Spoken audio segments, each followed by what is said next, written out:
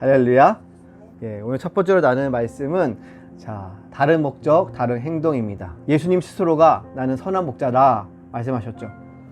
왜 스스로를 선한 목자라고 말씀하셨을까요? 우선 시편 23편에는 여호와는 나의 목자시니 라고 고백합니다.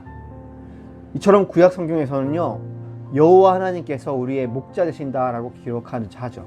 모세와 다윗 같은 지도자들을 구약 성경에서는요, 목자로 또한 묘사를 합니다. 이것은 메시아를 예표하는 거예요. 또한 이 예수님께서는요, 선한 목자시잖아요. 다윗이 여호와는 나의 목자시니 내게 부족함이 없으리로다 라는 이 고백에는요, 여호와 하나님은 완전하시며 옳으십니다 라는 고백이 들어있다는 거죠. 하나님은 한결같이 좋으십니다 라는 의미가 들어있다는 거예요. 여러분에게 하나님은 선하신 분이십니까? 한결같이 좋으신 분이십니까? 어느 날 부자 청년이 예수님을 찾아와서 묻습니다. 선생님, 내가 무슨 선한 일을 하여야 영생을 얻으리이까? 예수님이 뭐라고 말씀하십니까? 어찌하여 선한 일을 내게 묻느냐? 선한 이는 오직 한 분이시니라. 이게 무슨 의미겠습니까? 부자 청년은 모든 것을 가졌습니다. 이제 그에게 남은 것, 그는 영생을 얻고 싶어 하는 거죠. 그는 지금보다 어떤 더 선한 행위를 해야 영생을 얻을 수 있는가 궁금했습니다. 예수님의 답변은요, 너가 선한 일을 해봐야 얼마나 할 수 있겠느냐라는 것이죠. 사람의 선한 일은 한계가 있다라는 거예요. 온전히 선한 일을 할 수 있는 선한 이는 누구뿐이다? 하나님 한 분이라는 거예요. 사람은 아무리 선해봤자 한계가 있고, 사람은 아무리 선한 일을 해봤자 한계가 있다라는 겁니다. 온전히 선한 분, 하나님 한 분밖에 없다라는 거예요. 그래서 로마서 3장 12절에 바울은 우리에게 뭐라고 말합니까? 다 치우쳐 함께 무익하게 되고 선을 행하는 자는 없나니 하나도 없도다 라고 이렇게 말하는 거죠. 여러분, 완전히 선한 사람이 없습니다. 온전한 선을 행할 능력이 우리에게는 없다라는 거죠.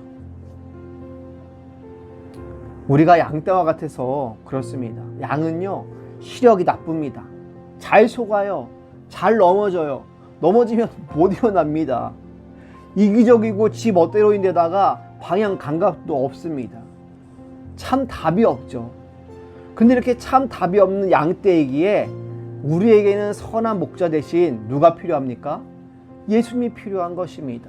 선한 목자 예수님이 필요해요. 여러분, 선한 목자와 가짜 목자, 삭구는요, 그 마음의 동기와 목적과 행동이 다릅니다.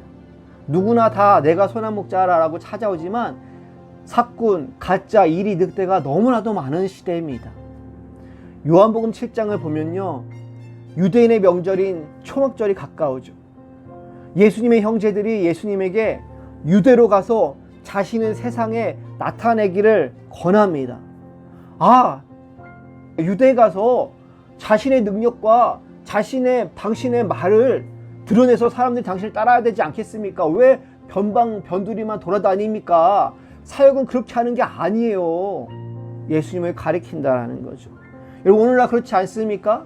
주님의 일을 하는 데 있어서 개척교회 그렇게 하는 거 아니야, 목회에 그렇게 하는 거 아니야, 그렇게 바보같이 하는 거 아니야, 그렇게 성도 한두 명 데리고 하는 게 아니야 라는 생각들을 합니다.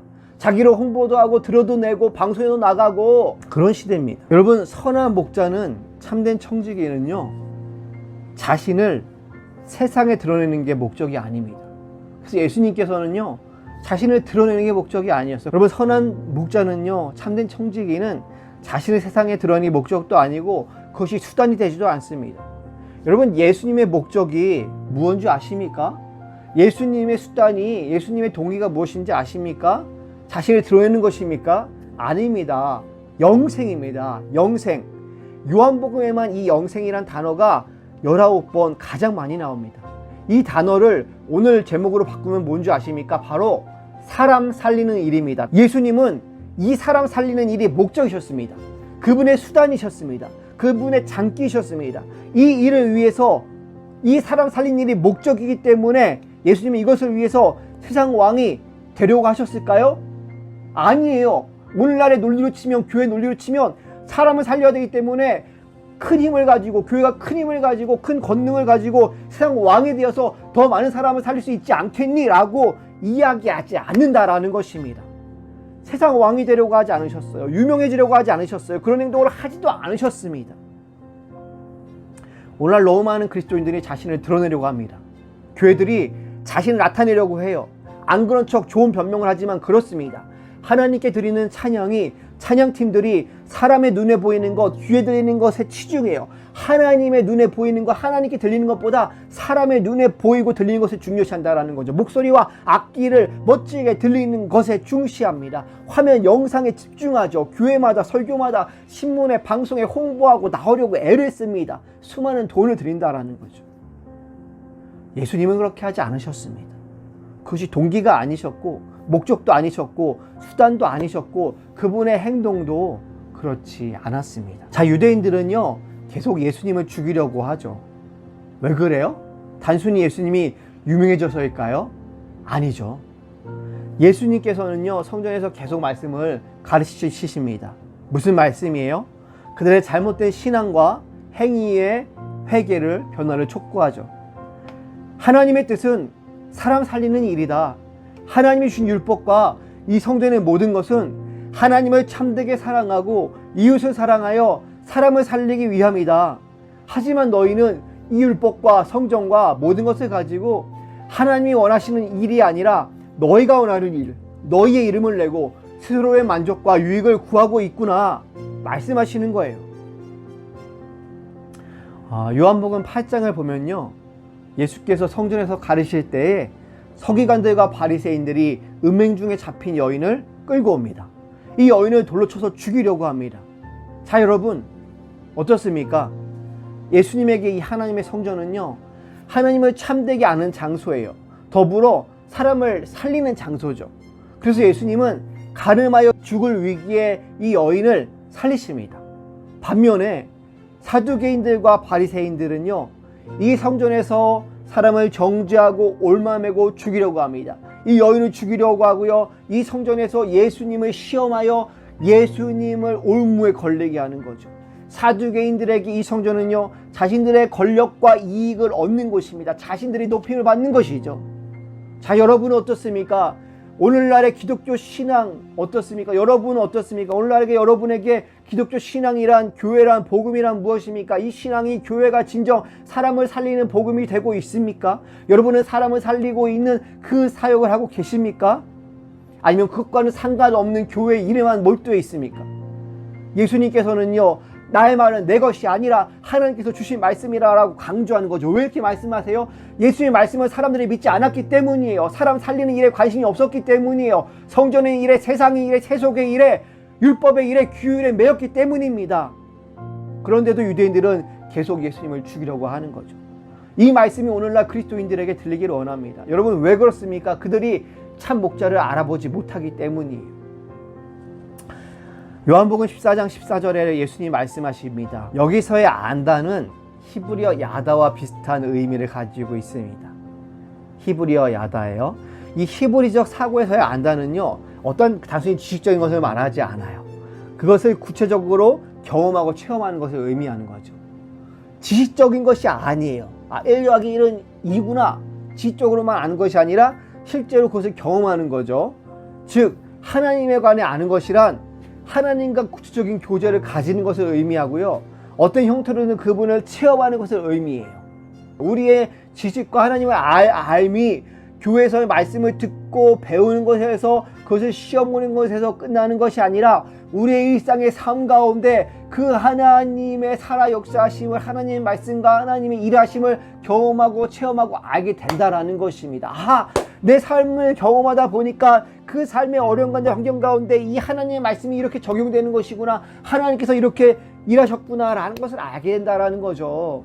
여러분은 어떤 것인가요? 어떠십니까? 복음이, 기독교 신앙이 단순히 내 지적인 요구를, 욕망을 채우는 데 있나요? 그래서 끊임없이 배우기만 하나요? 아니면 울고 웃고 찬양하고 기도하며 내 감정을 만족시키는데 여러분이 있으십니까? 교회에서의 만남과 봉사와 행사를 통해서 교회 일들을 통해서 나는 이만하면 됐지 생각하지는 않나요? 예수 믿고 천국행 티켓을 획득했으면은 나는 괜찮지 안전하지 생각하시지는 않으신가요? 진정 선한 목자 되신 예수님을 우리의 삶의 발걸음 순간순간 가운데 그분의 함께 하심과 도우심과 신실하심을 경험하시기를 바랍니다. 여러분, 좋은 사람들을 만나는 복을 얻을 뿐만이 아니라 좋지 않은 사람들을 만나서 그 가운데 고통당하고 괴로움당하고 그러면서도 그 사람들 가운데 하나님의 사랑과 복음을 전하며 그 가운데 하나님의 일하심을 경험하는 진정한 히브리적 사고의 야다 하나님을 알미 여러분에게 생기기를 소망합니다. 주님 안에서 그래서 그 복음 가운데 자라나기를 바란다라는 거예요. 사람 살리는 그 일에 함께 하시기를 축복합니다. 두 번째로 여러분, 얻기 위한 버림입니다. 예수님께서 자신의 목숨을 버린다라는 것은요, 자신이 버린 후에 다시 목숨을 얻으신다라는 거예요. 여러분, 혹시 이 말이 무슨 말인지 아실까요? 우유라는 말이 있습니다. 우유 이런 말이 있어요. 뭔지 아세요? 우유. 애기가 먹는 우유. 그죠? 하진이가 화요일에 예방접종을 받고 한 4, 5일을 칭얼거렸어요, 어제까지. 그러니까 원래는 한 저녁 8시부터 막 밤 12시까지만 막 칭얼거리고 울고 난리가 나는데 거의 하루 종일 그러는 거예요. 이 아이를 달래려고 제가 해본 말이 그 말입니다. 하진이가 이제 옹알거리는 말이 저에게 들리기에는 우유 이렇게 들리거든요, 평소. 그래서 얘 눈높이로 제가 말을 해보려고 한 거예요. 한참 그렇게 하고 있는데 하진이가 눈을 뜨고 이렇게 안겨서 저를 쳐다보는 것 같아요. 이렇게 말하는 것 같아요, 저에게. 아빠 뭐해요? 왜 그래요? 왜 그렇게까지 하는 거예요? 여기 저에게는 들리는 거예요. 제가 평소에 안 하던 행동과 말을 하는 거는 한편으로는 이렇게까지 해야 될까 싶지만은 그렇게 안 하던 행동을 하는 건 왜 그래요? 사랑하는 아이를 위해서 하는 거죠. 이 아이의 고통을 어떻게든 잠재우고 같은 말을 하면서 얘를 잠들게 할까 하는 겁니다. 근데 그러면서 제가 생각을 해봤어요. 왜 굳이 하나님께서는 번거롭게 성육신 하셔서 또 죽으셔야 했을까? 번거롭게 육신의 몸을 입으시고 그 사람들의 온갖, 지금도 보면은 그죠? 서기관들과 바리새인들의 수없는 음모에 빠지게 하려고 하고 예수님을 시험하고 불신하고 제자들이 반대하고 그 모든 고통을 왜 굳이 그렇게 하셔야 했을까? 굳이 그럴 필요까지 있으셨을까? 라는 생각을 해봤습니다. 오늘 본문은 말하죠. 왜 그래요? 나는 양을 위하여 목숨을 버리노라. 양 같은 우리를 위해서 하나님이신 예수님께서 굳이 육신의 몸으로 이 땅에 오셔서 온갖 모멸과 핍박을 당하시고 십자가에서 고통 가운데 처참하게 죽으셨습니다. 할렐루야. 정말 쉽게 말하지만 이것은 쉬운 게 아니죠. 왜 목숨을 버리셨을까요? 그것은 이기적이고 지멋대로인데다가 시력도 나쁘고 방향감각도 없어서 이리에게 잘 속아 넘어가는 양 같은 우리들, 넘어져서 일어나지 못하는 우리를 위해서 예수님께서 죽이신 거예요. 그냥 놔두면 양들은 자기 혼자 살 수가 없거든요. 다른 동물들은 혼자서 살아갑니다. 양들은 그럴 수가 없다라는 거죠. 왜 그냥 내버려두지 않으셨을까요? 왜 이 죄인들, 무능력자들을 그냥 심판하지 않으셨을까요? 왜 그래요? 사랑하니까, 자녀이니까. 그러면 여러분 생각해봐요. 그냥 죄만 용서해주면 간단하지잖아요. 그죠? 하나님이신데, 능력이 한이 없으신데 죄만 용서해주면 되지 왜 굳이 죽으셨을까요? 그것은 하나님의 창조 질서, 온 세상의 질서와 공의가 그리고 그 사랑이 지켜져야 하기 때문이에요. 하나님의 그 크신 사랑을 포기하실 수 없고요. 또 그리고 그 하나님의 사랑이 있기 때문에 그 하나님의 지으신 그 온 세상, 하나님의 그 창조 질서와 공의가 포기되어져서는 안 된다라는 거죠. 온 세상의 공의와 그 사랑을 온전히 회복하는 길은 무엇이에요? 오직 죄 없으신 하나님께서 모든 죄의 형벌을 대신 받는 것밖에는 없기 때문이에요. 여러분, 죄의 크기와 무게는 상상 이상으로 크고 무겁습니다. 하지만 하나님의 그 사랑의 크기와 무게는 상상을 초월합니다. 모든 것을 덮습니다. 회복시키십니다. 할렐루야. 여러분, 예수님께서는 자신의 목숨을 버리셨습니다. 그리고 다시 얻으셔서 부활하셨죠. 예수님의 십자가 죽음과 부활은요, 바로 사람을 살리기 위함입니다. 그런데 이 가운데 예수님의 부활이 없으면 안 돼요. 예수님 우리를 위하여, 우리의 죄를 위하여 죽으시고 끝이면은 소용이 없습니다. 우리에게 영생이 없어요. 주님 안에 기쁨도 없습니다. 예수께서 죽으실 뿐만 아니라 다시 살아나셨기에 우리에게 영생의 선물이 있음을 믿습니다. 그래서 여러분, 신자의 삶은요, 근본적으로 그리스도를 본받아 살아가는 삶이라고 하죠. 바울은 고린도전서 15장에서요, 나는 날마다 죽노라라고 고백을 합니다.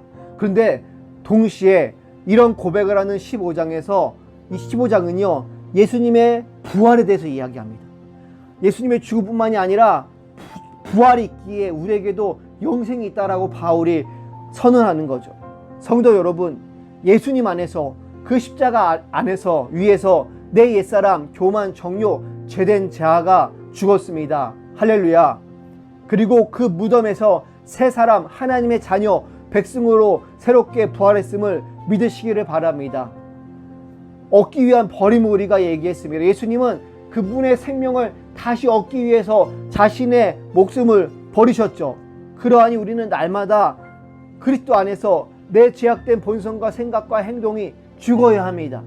우리 주일 예배 가운데 내 죄악과 내 본성이 죽어야 해요. 하지만 거기서 끝나는 것이 아니라 말씀 가운데, 예배 가운데 그 예수님을 바라보며 내 심령이, 내 새 사람이 다시 살아나는 회복이 우리 안에 있어야 합니다. 그래서 그 성령의 능력으로 새롭게 하나님의 사람으로 살아가야 되는 거죠. 한 주간의 삶을 그렇게 살아가야 할 줄로 믿습니다. 할렐루야. 말씀을 맺겠습니다. 첫째로 다른 목적, 다른 행동을 이야기했습니다. 선한 목자와 삭구는 같은 일을 하는 것처럼 보입니다. 하지만 관심사와 목적이 다릅니다. 행동도 다르게 나타난다라는 거죠. 오늘날 많은 이단과 사이비와 잘못된 교회와 목회자들과 성도들이 있습니다. 그래서 선한 청지기, 악한 청지기, 삭군을 구별할 필요가 오늘날의 성도들 가운데도 있다라는 것이죠. 예수님과 바리새인, 사두개인들은요, 성전에 대한 관심사가 달랐다라고 얘기했죠. 예수님의 성전은 어떤 것이었습니까? 참된 하나님의 말씀을 전하고 사람들을 눌린 곳에서 자유케 하고 치유하여 사람을 살리는 일이 관심사였습니다. 바리새, 사두개인들은 사람들을 정죄하고 억누르고 벌하는 것이 그들에게 이식이었죠. 오늘날 우리의 관심사가, 예수님의 관심사가 오늘날 교회와 성도의 관심사가 되기를 원합니다. 세상의 돈과 성공, 교회에서의 자기 만족과 소속감, 자기를 드러내는 것 등등이 아니라, 그런 것들의 매너리즘과 형식주의에 빠지는 것이 아니라 우리 안에 우리 심령이 새롭게 내 안에 죽고 부활하여서 정말 사람 살리는 일이, 하나님의 일이 진정 성도와 교회 일이 되기를 바랍니다. 오늘날의 교회와 성도가 깨어나기를 바랍니다. 저와 여러분이 깨어나기를 바랍니다. 둘째로 얻기 위한 버림입니다. 왜 이렇게까지 하셨을까요? 왜 굳이 힘들게 그러셨을까요? 왜 사람 살리는 일에 이만큼 힘들게 왜 굳이 하셨을까요? 그만큼 저와 여러분을 하나님께서는 사랑하심을 믿으시기를 바랍니다. 그만큼 세상은 불의하고 무질서하고 신뢰할 수 없지만 우리 하나님의 세계는 아름답고 의로우며 공의롭고 선하시기 때문입니다. 그만큼 하나님은 여러분을 포기하실 수가 없으셨습니다. 지금도 포기하지 않으세요. 그래서 굳이 그렇게까지 이렇게까지 힘들고 고통스럽게 오시고 고통당하시고 비참하게 죽으셨습니다. 죽으심이 끝이 아니라 다시 살아나심으로 우리의 죄와 절망과 저주와 고통이 끝이 아니라 영원한 죽음이 아니라 누구든지 예수 그리스도의 그 이름을 부르는 자, 죽음 안에 예수 안에 있는 자에게 어둠에서 빛으로, 죽음에서 부활로, 영생으로 나아가는 길을 보여주었습니다. 여러분, 그리스도인에게 절망과 포기는 없습니다. 왜요? 내 힘이 아니라 예수께서 다시 얻기 위해서 죽으셨고 부활하셨고 굳이 나를 사랑하심으로 그 사람 살리는 일을 창세부터 지금까지 계속 해오고 계신다라는 거죠. 그러니 여러분, 저와 여러분도 주님 안에서 할 수 있습니다. 하나님께서 여러분을 이렇게까지 포기하지 않으시니 여러분도 포기하지 마십시오. 할렐루야.